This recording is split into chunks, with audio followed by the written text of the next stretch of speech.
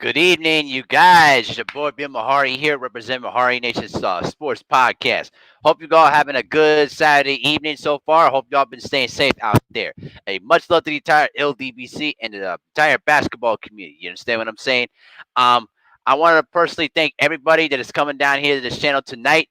We have officially made over 800 subscribers. We are now, as of right now, we have 802 subscribers. So we're about 198 away from the big 1000. And so I wanted to personally thank all the people, all the OGs, for everybody that it's been supporting my channel since day one. Your contributions and all the things that you've done has been huge. It was basically beneficial to the growth of this channel. As I see my brother LB, Mark Wonderledge, and F damn it, FYF Sports Debates, Lamont Lane in the house there too. And we got the brother Frank Casa Foremost. This has been the main guy right here. Frank Casa Foremost, he has been the one man that's been holding down on the channel since day one. I could not do it without his help. Much love to the brother, man. We got Luz, the writer sports in the house though too. You understand what I'm saying? It's been a really been a long journey to get here to this point though, guys. But it's been really worth every single minute of it. And we got the OG. We got Monty Brown TV. Hey, Monty Brown, much love to your family, man. My hearts and prayers go out to your family, man. I know it's been a rough couple of days for you, bro. But I just want to let you know that we still thinking about you, man. Real talk, bro. We still love you, man, and we always have your back no matter what, man. And I appreciate the comments though, bro. I really do. Really do, man. Y'all make sure to subscribe to Monty Brown TV. He's been putting out monster content since day one. He's always been putting that down there too. So appreciate the brother, man. Appreciate him. And so we did it, guys. We made over 800 subscribers, and we're still going strong right now. You know what I mean? And the one thing that I always tell people all the time is that if you remain consistent about what your content is and what you're trying to put out and provide to your subscribers, they always will come in and try to join in on the ride to success. And so it's really rewarding to see how much the channel has grown, because I never thought it would reach up to this point. I really didn't. And to see it grow to what it is now is really a monumental thing to see. We got 225 Girl, one of our top loyal subscribers. What's going on, man? Appreciate it. XA Gute 23, what's up, bro? Appreciate it, man. Lou the Writer Sports says 800 subscribers, nice. Man, let's get this man to 1,000. Yes, absolutely. That's why I'm asking a lot of you guys in the chat, make sure to spread the word about the channel. You know what I mean? And Frank Casafomo says 1,000 won't be too far away. Nope, it won't be. And so, for all the new people that are subscribed to the channel, allow me to introduce myself. Tonight is gonna be divided into two different sections here. Okay, I'm gonna talk to you guys about how my channel got developed and how it's grown, and then I wanted to talk about the Eritrean refugee situation. And I think that it'll be a good thing to be talking about here tonight. We got Terry Bogart in here. Always putting out great mysterious things out there. Yeah, bro. Tonight we're not gonna talk about sports tonight, but I appreciate you coming in and showing the love there, man. You know what I'm saying? XA Gucci 23 says I'm close to 1,000 subs as well. I can't not wait. I know, man. I feel you, bro. Oh, we got the young dog, Lewis Sports Network. Thank you, bro. Hey, make sure to subscribe to Lewis Sports Network too. The guy's putting out monster content. Excellent live streams on various sports out there. I would really hope you guys go out there and subscribe to that channel though too, guys. It's really a beautiful thing. 225 Girl says Frank Gus, good evening, sir. Oh yeah, oh yeah. So I want to talk to you guys to the new subscribers about how this channel was developed. So I started the channel a year ago, and at first I was kind of was persuaded by a different person out there that used to be part of the group, but not no more.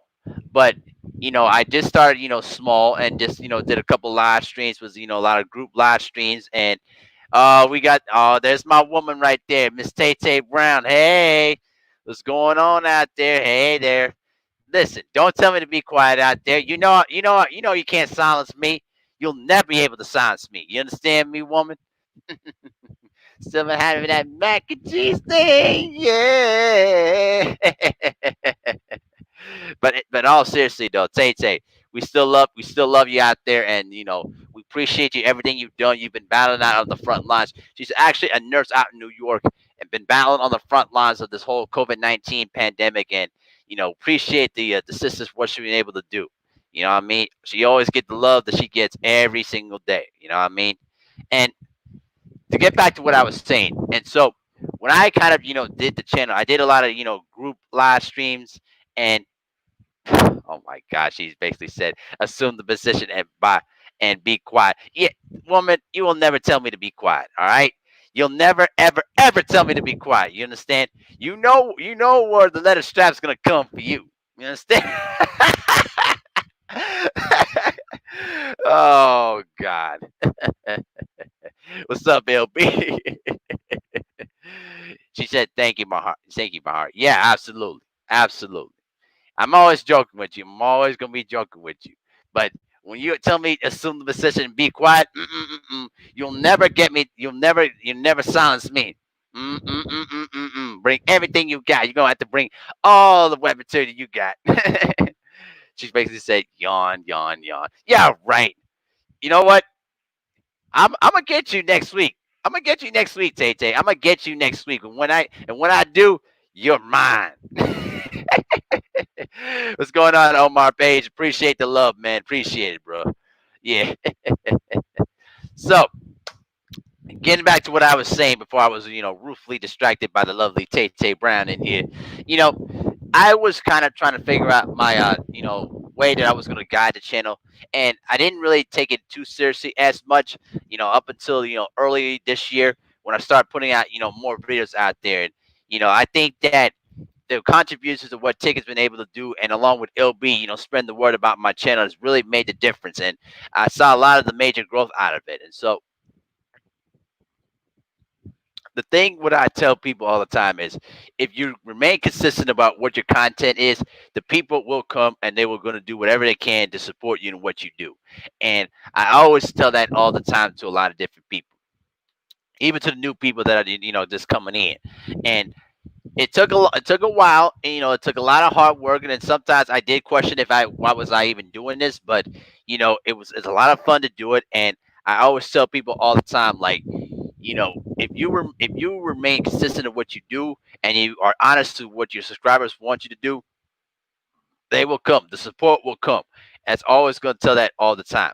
We got more people in here. We got J1 Pro. What's going on, brother? Thanks for coming in. And we got the lovely Shaquita Dowell in the house. Hey, quick. We got Phil. We got Phil J508. What's going on, bro? The homie Drew Tight. Yeah, what's going on, Drew Tight? Hey, I got the clip from our barbershop conversations earlier today. I don't understand what that dude was thinking. Man, he made a complete fool out of himself, and Blue Blood was like walking out, man. That is hilarious. Hey, what's going on, 89 Media Talk? What's going on, bro? What's going on, man? We got we got Miss Boxing in here. This Tate Miss Boxing, the liquor spot. Yeah, check that. Hey, check out that show on the liquor spot there with Miss Boxing, Ashley's Corner, Tay Tay, Shaquita. They always put up hot topics in here. Tay Tay Brown says, "My girls are here. Hey, well, you in trouble. I'm not. I'm not scared of the ladies. Come on now. Come on now." I'll bring all you ladies in next week. Trust me. I'm gonna bring y'all ladies in on Thursday, and we're gonna do this again. And I'm gonna bring in some back up there too. I'm gonna bring in Junior. I'm gonna bring 503 line. I'm gonna bring some back up here to help me out. Drew Titan said he was an emotional wreck. I could tell. Oh, I could tell. He wouldn't even know what he was saying. You know what I mean? Tay Brown says, ass whooping on deck with you. Yeah, right. Listen, I got the quickness there. You understand? And I'm not ducking you. I got the lightning quickness there. You're going to have to tag me to try to, get some of me. Woo, woo. You know what I'm saying? I ain't scared of you, Tay Tay. Come on now. Hey, Bakari Longman, what's going on, bro? Welcome to the channel, though, man. Welcome to the channel. XA Gucci said, "I'll back you up, bro. Appreciate it. See, that's a good brother right there. That's a good brother right there. Help, backing me up. Yes, right." Tay Tay said, "Why you need backup? You scared?" No, I'm not scared, Tay Tay. But 4-on-1, come on now. That's not fair. Even up the numbers. Come on. And listen, Miss Boxing is a peaceful person. She don't like to fight, but she fights when she has to. All right. She will never ever put her hands on me. Never. All right. That will never ever happen. Francon says they said hi, hey ladies. The show earlier was great. Yep, I agree. I love their shows. Their shows are awesome. Oh man, Tay Tay, you scared? Yeah, yeah, right. Listen, Tay Tay, I'm not scared of you. How many times I gotta keep telling you this? I was never afraid of you. I never been afraid of you. All right, you a tiny little midget, always coming in there talking about. I'm gonna bring out that strap. I'm gonna bring out with the thorns and all that, and I'm just gonna whoop that ass and all that. Woo! Y'all trip me out, you guys. Y'all just trip me out. Tay Tay never fails to just the trip. You know what I'm saying? And we got Denise Schwartz in here. Thank you, sister. Appreciate it. We got Reef the Watcher here in the house there too. He said, "Congrats on the 800 subs. Appreciate it, man. I definitely appreciate it." You know what I'm saying? Oh my goodness, man. So, all right. Let me get back to. Let me drink some water first before I get to the main focus of hand here when I'm doing the show here tonight, you guys.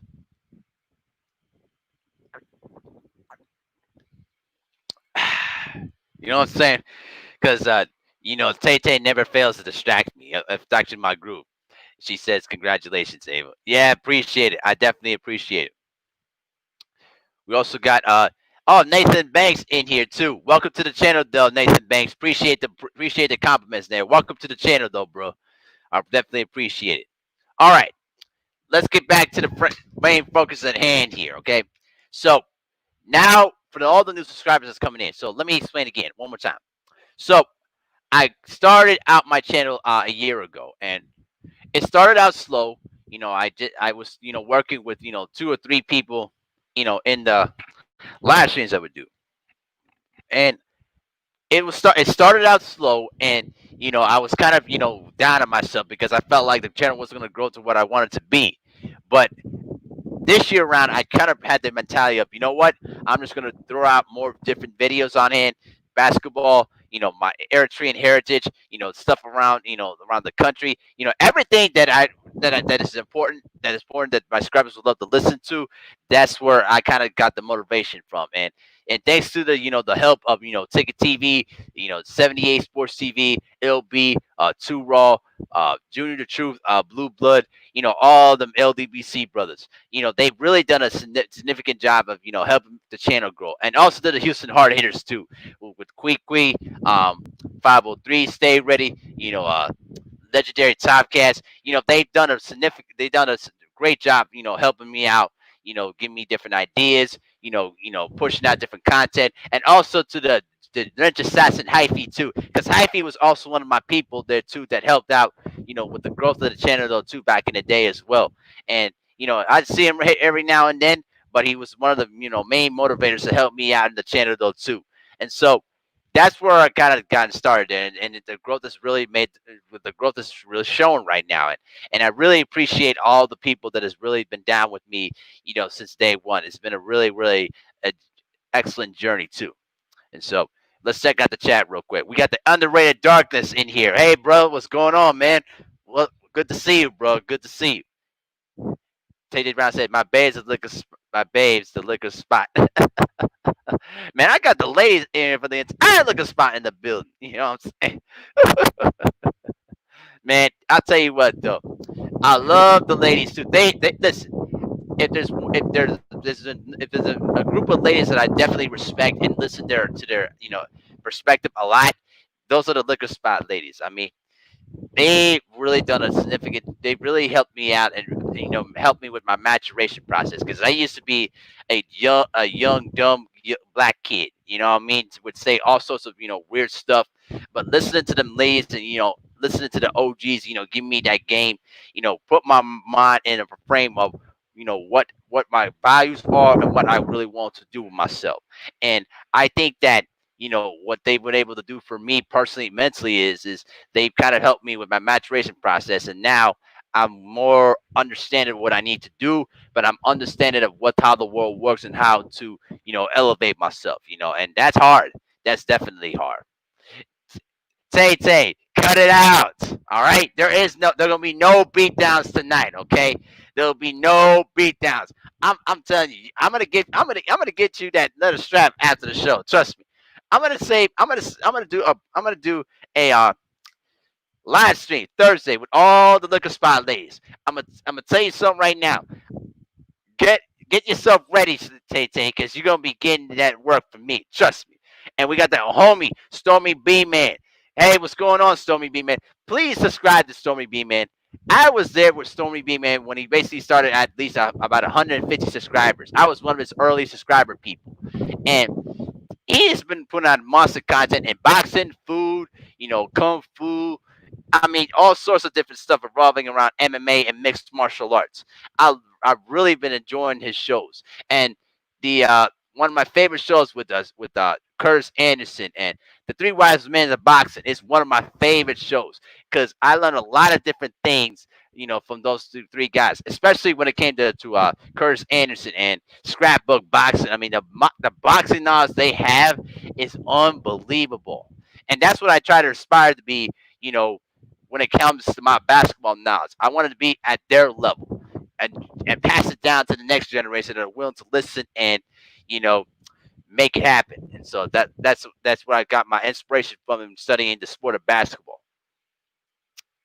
Tay Tay Brown says, "Be quiet." You won't make me be quiet. I'll tell you that. I'll make you be quiet. You know what I mean? When I get it, and then I can make you, go kunsa kunsa.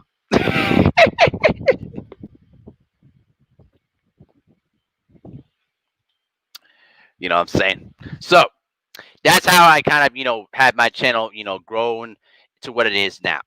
Now, in a few minutes there, in the next 3 minutes, I'm going to talk to you guys about, the Eritrean refugee situation that's going on right now because it's a type of story that it doesn't get talked about a lot on mainstream or it doesn't get talked about as much as it should because it's actually Africa. So, and there's a lot of people that don't care about it. The Liquor Spot says, yes, that's a great show. Historians are fire. Oh, yeah, absolutely. I love listening to those three guys talk boxing all the time. It is just a treat. She says, what the hell, laughing my ass off. Listen, I'm gonna make you say my name afterwards, Tay Tay. I'm gonna make you say my name. I'll tell you that. Don't remix, put out, Blaze Inferno there. And Andre Garnett says Kings and Queens LDBC. And J1 Pro says if field privilege just to be there every week at the liquor spot. Yep, Andre Darkness salute. So man basically said you know basically with all the different things of the piano and all that different stuff. And Tay Tay Brown says, I'm not saying stuff. Yeah, you will. Yeah, you will. Yeah, you will. Yeah, you will. You're gonna say my name, and you're gonna give me that beautiful mac and cheese that is just rich, fine, and creamy, and has all the perfect amenities there.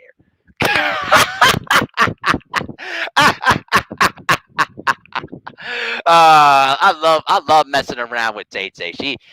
I'll tell you this. Tay Tay is one of those ladies that you love to hang out with. But if you say the wrong thing, she will mess you up. She'll mess you up real good. I'll tell you that. She said you're so fresh. I know I'm fresh. I'm fresh with intelligence and swagger.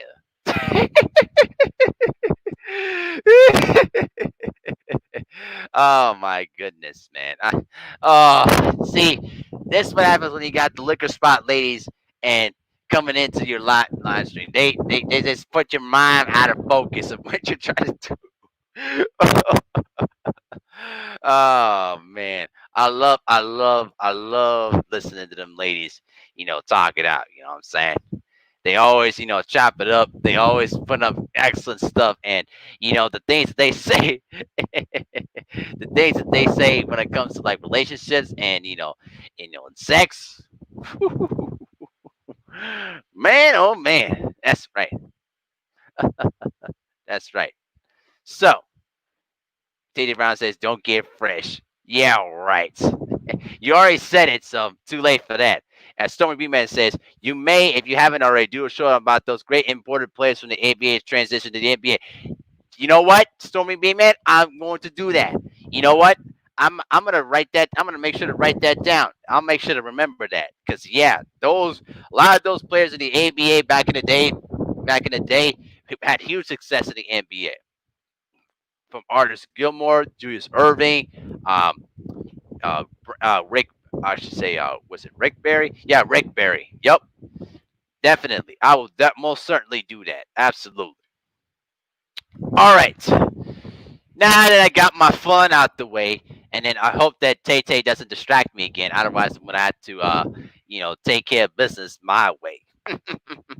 So I actually want to, guys, if you guys don't mind, I would like to talk about the Eritrean refugee situation, and I wanted to personally talk about a woman that did a heartfelt documentary 2 years ago that really stuck with me, and I hope that you guys can take this in as I talk to you about the whole situation and how it's one of the most heartbreaking things you'll ever hear about. And so here's why we're gonna start with this. Okay, I'm gonna start talking about how Eritrea became the North Korea of Africa, that is authoritative, oppressive, nation as of now.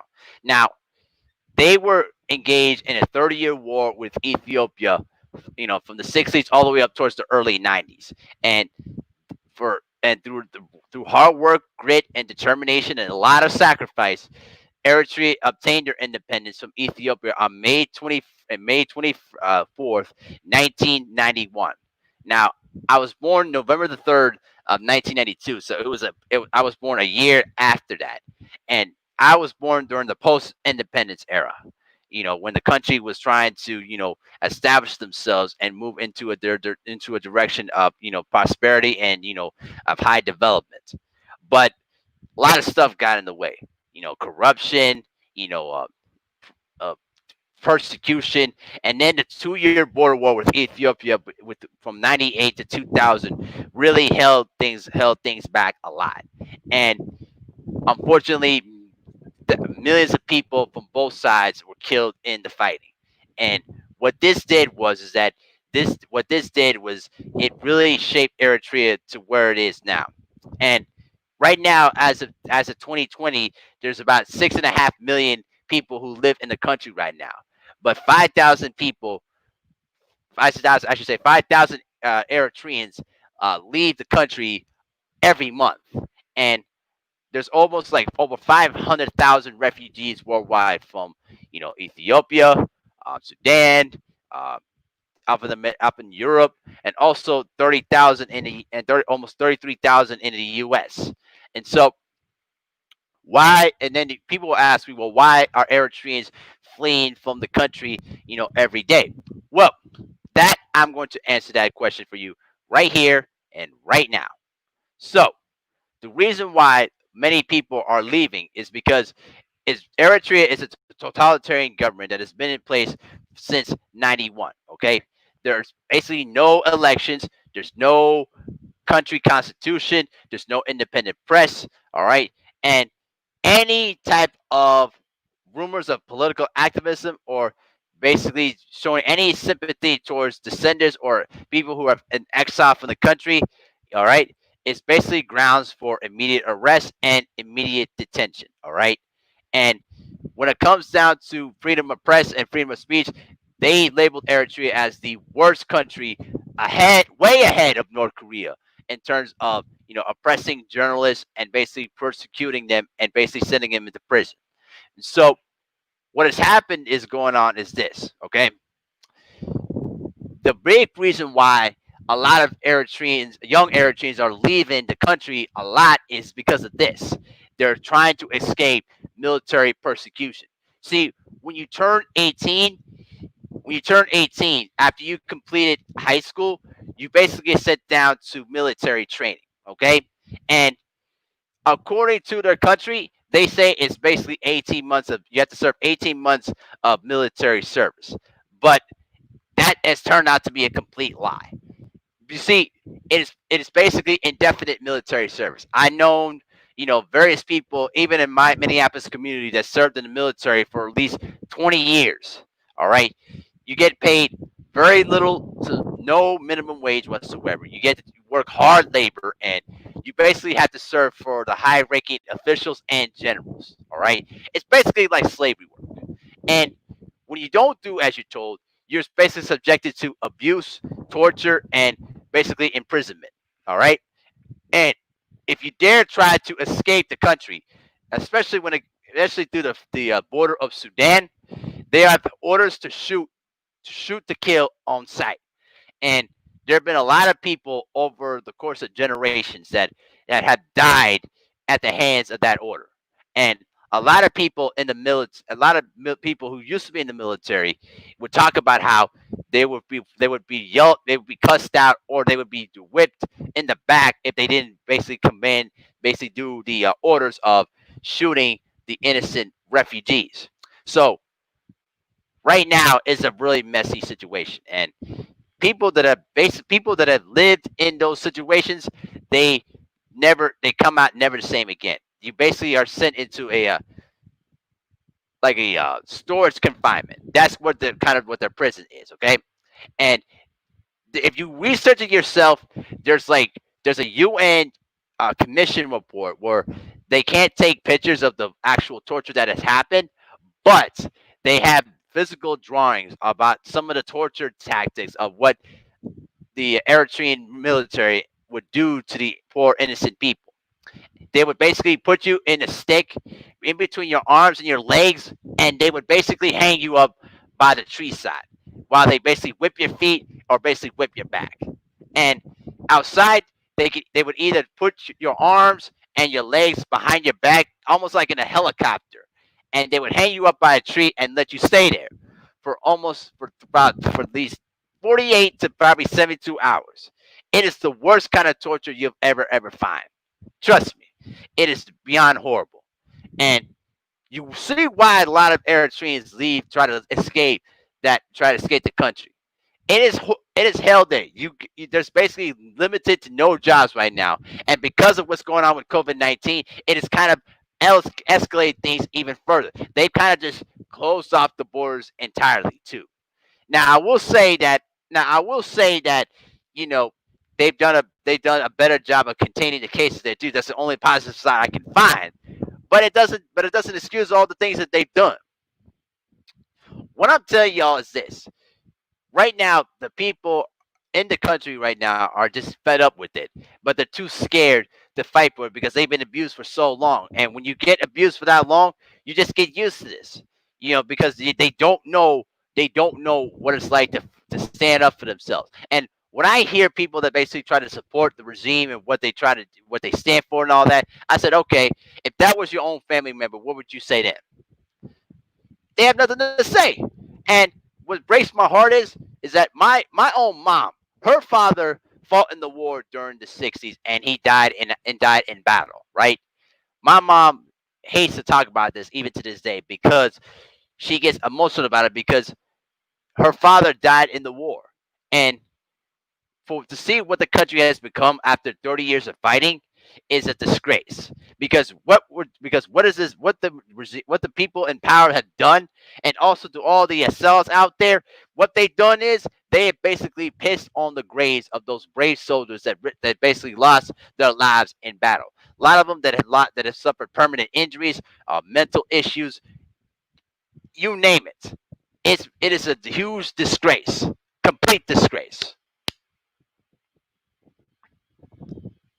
But even if the refugees do escape from the country itself, it's really really hard for them to try to escape through to Europe or other countries around the world because the route to get there is even more tough. Because right now, as I got the numbers there before tonight's show, out of the 500,000 refugees worldwide, um, at least over 171,000 refugees of Eritrean refugees live in Ethiopia. Now, over 123,000 people are living in Sudan right now, with over 6,400 people of new arrivals. Israel has over 27,000 Eritrean refugees. Germany, 59,000. All right. UK, over 31,000. And in the US right now, 33,000. And almost one third of it are basically illegal immigrants. Okay. Now, what makes it even sadder about this is that even if you escape, through Sudan, what I saw during the documentaries I've watched is that there's a lot of Eritrean refugees there that have lived in those camps even during the wartime, and a lot of the new refugees that are coming in, they're all trying to escape military persecution, and unfortunately, a lot of these refugee camps, they're basically horrible conditions altogether. You can imagine that. But makes it even worse there too. They're even risking their lives in the camps because they are basically targets for basically human traffickers and for people that are going to use them to basically rape, um, torture them or even kill them on site. All right. Now I'm going to read to you some of the stuff that goes on in these lot of the torture camps there too.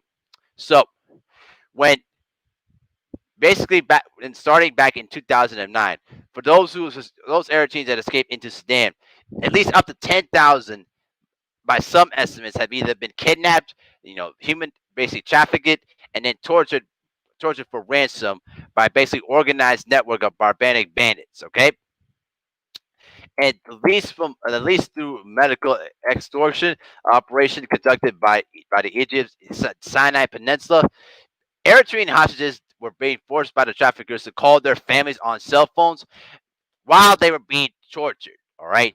So think about this for a moment. Imagine if you're on the phone and imagine that if your uncle, your niece, or your nephew is being tortured by these human traffickers and they're requesting money if you want to see them again. That's what a lot of these Eritreans go through all the time. And it's a tragic thing. And a lot of these ransoms are like through the roof. They could go up to at least 40,000 per hostage, and basically demand money from a lot of these impoverished families. And if they don't get the money, if they couldn't get the money, they would be subjected to torture, to death, and basically their bodies would get dumped into the desert. Young women are routinely basically gang raped for often months on end. Daughters were raped in front of their own fathers, and children were being mutilated while the traffickers laughed about it. Victims are being burned, electroshocked, hung by the ropes, you know, blue gone, and basically mentally broken. So you can imagine some of the stuff that you see all the time about this. All right, and what really breaks my heart is that a lot of these sellouts, these Eritrean sellouts out there, they know about it, but they choose to play dumb because they're being taught to always support something that is not real, and it's really it makes my heart to see what the country has become now, and it doesn't get easier from this one, guys, because because it's becoming much more difficult to gain an asylum, to get a visa. I'm gonna tell you about some of that stuff in a minute here. So let me check out the chat real quick. We got Zero to Infinite in the house there, bro. What's going on, bro? Thanks you, bro. I appreciate it. And XA Kuche says that's crazy. Oh yeah, I know. Frank Scott says I'm sorry to hear this. That's horrible. I know, bro. I know. Miss Boxon says, "Wow, yep." And we got the OG George Page in here. Hey, George Page, I love you, bro, man, but you way too funny for your own good, bro. You are way too funny for your own good. Look at Spots is basically crying. I know it's heartbreaking stuff, man. It's heartbreaking stuff.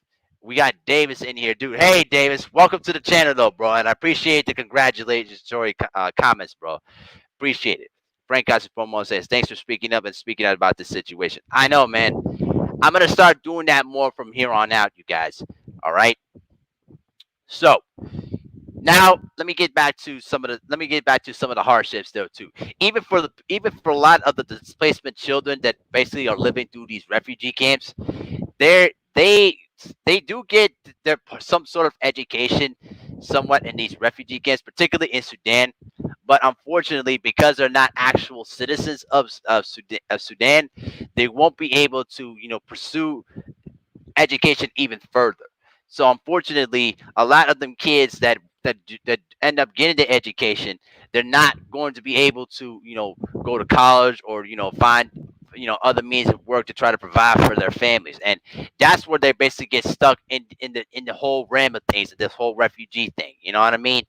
And and when I think about that in my mind, I think to myself like, where do we went wrong with this? Where do we went wrong? Where did this country went wrong after it changed in independence? And I realized that the people who basically ran, a lot of the rebel groups that transitioned into the government rules, what they failed to do was is that they failed to establish, the meaning and the terms of what the country should represent, and what they need to go to try to let the people follow them, so they can move, that they can help try to progress the country into a positive direction.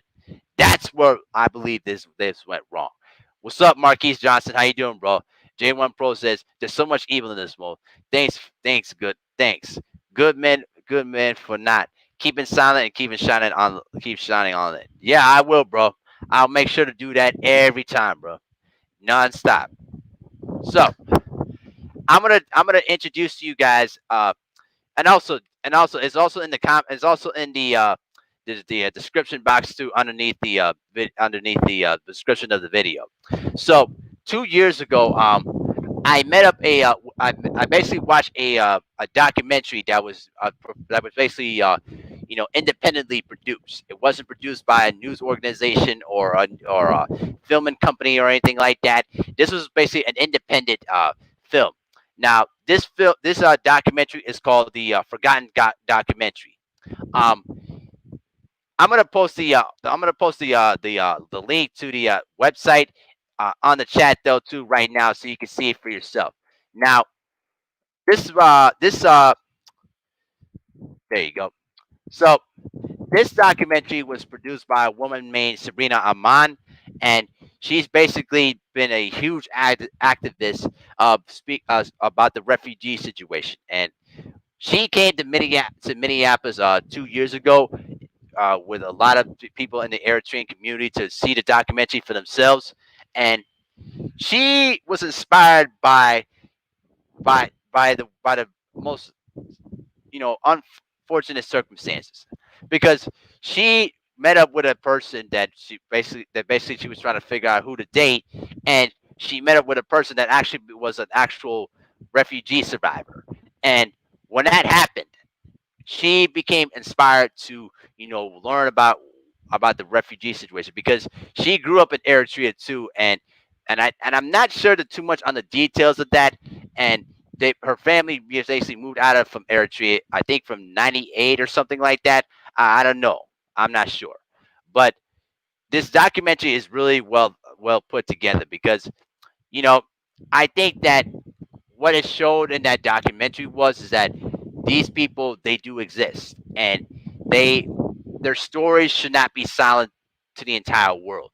And I had been doing my best to push the documentary even further. Now, the link to the documentary is in the description box. Now, there is a 2 minute trailer that you can see for yourself. Okay. Now, if you if you want to see the entire documentary, it's basically available for rent for basically about $15. Now, it's basically the money. If you want to donate to, you'll also find the donation link basically in the description box there too. Um, You'll find a donation link there in the website too as well. Um, all donations, 100% of the donations are basically goes to the refugee camps. It's basically run through by Refugee Care, and you could basically donate any amount of money to help out the refugees, because any $2 is basically the equivalent of $200 for a lot of these refugees. You know what I'm saying? Providing them with clean water, food, clothing, all the basic necessities, all the basic things that we have in the house, you know helps out a lot. And I've done my part by donating a lot of my clothing and a lot of my things that I don't wear anymore to that organization. And I do that behind the scenes because it's really important to me, because I try to, I try to help the next generation of Eritreans understand, where they come from, what the history is like, but also the mistakes that were made, so that way it doesn't get made ever again. And hopefully that more and more of that, comes down the line. But nonetheless, um, she has been one of my hugest inspirations for me, because she did not have to do this, but she was inspired to do this because her father is also a political activist too, that has been speaking up about the situation in Eritrea a lot.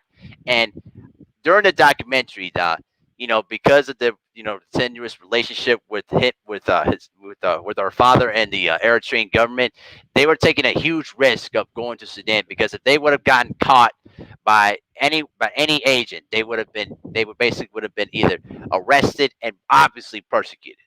And so this is really one of the most heartfelt documentaries, and I was nearly in tears about some of the things I saw in the refugee camps. Now, a lot of the footage there, of the old footage of the Eritrean war at the time, I've seen that before as a kid myself.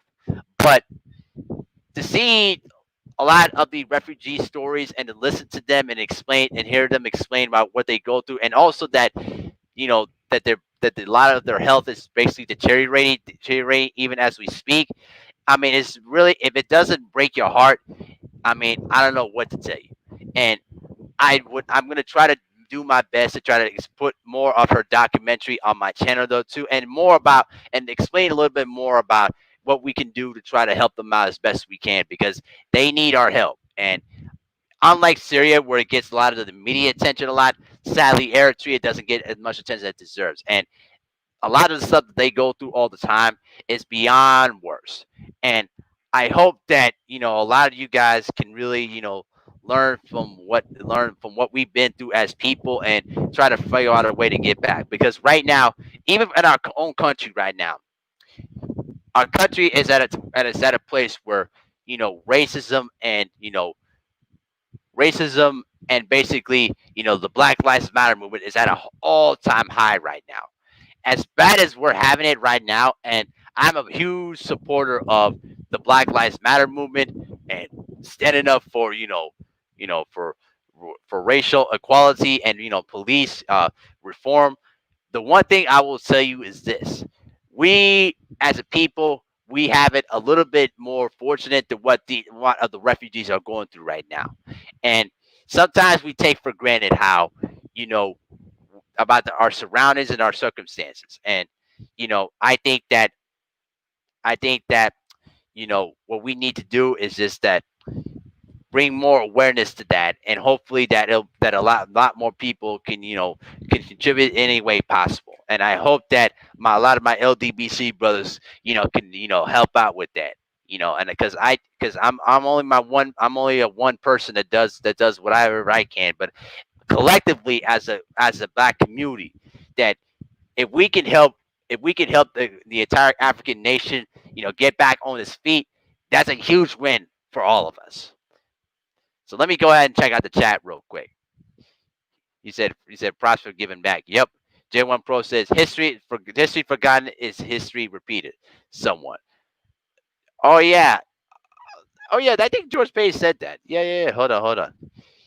George Page says evil prevails when good men stand by and do nothing. Yep. Absolutely. George Page, that is the quote of the live stream right there. Yes. Anonymous Good Night says, "Congrats, Abiel. Good job. Thank you, bro. I appreciate it. Hey, let me know if you're basically Habashah too. If that name sounds Habashah to me, but I might be wrong. So let me check this out real quick. Aaron Garrett says, "What up, little bro? Hey, man. Welcome to the channel, though, bro. Appreciate you coming in, bro. Just was talking about the talking about the Eritrean refugee situation, but yeah, this woman Sabrina Aman is a very inspiring woman. She's ambitious, and she has a very big heart there too, like me as well. And she's done a lot more, and hopefully that behind the scenes, hopefully I could be, have her on and maybe to, discuss a documentary even further with a lot of you guys and, you know, bring more attention to this though, because she has her own YouTube channel though too. But I'm gonna try to, help her out and try to see what I can do to try to get her more subscribers though too, because, you know, it's really what she's done is beyond inspiring, and I will try to make attempts to try to have her come on to my show and discuss about it in a little bit more further detail, so that way that you guys be more aware and understanding of that. And so I'm gonna once again post the link to the uh, the documentary in the chat there too, but also it's going to be in the description box there too as well, so you guys can check it out yourself. Now remember, if you want to see the whole documentary, it's basically $15, but like I said, the cost of watching that documentary for 48 hours is all that's going to go to the refugee care organization, so they can basically send out the money to the refugee camps though too as well. The channel, her channel is let's see, her name is basically okay, Aaron Garrett. I'm gonna show it. I'm gonna basically post it right now.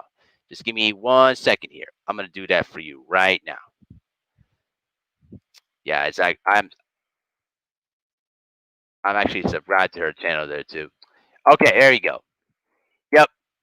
I'm gonna post the link to her channel, her YouTube channel, in the description box there too. So this is her channel right here, guys. So this is Sabrina Aman, her channel there too. Now I'm gonna try to talk to her through Facebook messaging to try to have her maybe do some live stream or post a couple of videos on her channel so you could guys see what she does and what her stance is and all that stuff. But she's really good people, and she's one of those people that I really respect and look up to try to do better myself, because I really hope that what she's been able to do is going to inspire a lot more young Eritreans like myself to try to do more to do more in the community though too, to try to help out the next generation and also help out refugees that are also coming into to this country too. And here's the other sad part. I'm gonna give you the really sad part there too, because I ran into this story though too as well, and it's really a sad story because before I was going to go on live, I actually ran into a story where when the U.S. was starting to start swiping away all the immigrants that are basically living in the country between 2016 and 2018. A lot of people don't understand was is that Eritrea was also part of the high level terrorist groups, and it's like, what are you talking about? And then I ran into the story that was basically that I saw, and it talked about an Eritrean man, I should say, living in Texas, and he got the papers that he was going to be deported back to Eritrea. Now, to give you a proper context here, any Eritrean person that has basically escaped through the country and escaped, the shoot to kill order and all that, if they return to the country, they would either be jailed or executed. And when he got the word that he was going to be deported back to Eritrea, he basically said that I'm not going to do that. He basically wrote the last letter to his family that I'm taking my own life because I don't want to be tortured or, go through a nightmare living in Eritrea, and basically hung himself. When I read that story, that really broke my heart entirely, because America, for a lot of the Eritreans, is like freedom to them, and because of what America has been doing over the last 4 years, it's really angers me about how America keeps stomping on the necks of a lot of the African immigrants and a lot of black people too, and it really irritates the heck out of me. And hopefully that what I've been able to do on my channel, and hopefully for a lot of the other documentaries or articles that I'm sure a lot of you guys will read after the live stream's over, will bring you much more awareness about what we go through every day. And you know, I do this channel because I love sports, but I'm not afraid to use my channel to speak up about this, because this is much more important than anything else. And so at the end of the day, I really hope that you guys can really support me on this though too, because our people are basically silent people, but their voices are very loud to what we go through all the time. And so I will try to do my part to bring more awareness to that. Yep, Aaron Garrett, no problem, man. I will make sure to let her know about that. George Space says that the U.S. has a history of subjugating people. They did this to the Native Americans, Africans, and the Japanese. Absolutely, you 100% right, George Page, and that's something America's gonna have. America tries to distance themselves from, but it's part of their history. You cannot dismiss that, one single bit. So that's pretty much is what it is. George Page says during World War II they never round up Italian and German citizens. Yep, only what was it? Japanese and Africans too. They round up everybody except them. So it is what it is. But yeah, but I appreciate you guys, being on with me. I really appreciate all the love and support, though, man. And like I said, we're making moves out there, guys, and we're slowly growing as a channel right now. And I will do this. I will do more, historical perspective videos. You'll get that Monday through Friday at 8 a.m. Central Time. Baseball, football, basketball, whatever sport you want me to do. But also, I will also post some videos at 4 p.m. though too. I put 2 videos a day on my channel to try to make sure to keep it up with you guys. But also, I try to put on Eritrean videos at least twice a day to try to make sure to keep up to what's going on in the country though too as well. And make sure to hit the like button too and share the video as well though, guys. And hopefully in the future I'll try to bring Sabrina to come on to my channel and let you guys hear her story and hear how the documentary was inspired there too. And hopefully that'll bring you guys much more detailed awareness of the Eritrean refugee situation and how we can help them out as well. And so I'm gonna go ahead and shut it down for now. I'm not into UFC as much though, H Money, but you know, if there's a big fight that it might happen, you never know. So, but we'll see. But for now, I'm gonna go ahead and shut it down for now. So I'm gonna go ahead and hang out with Ticket TV and the rest of the crew there right now because they're having a heated debate at the moment. But make sure to smash the like button on the way out though, too, guys. And I'll be back on my regular time.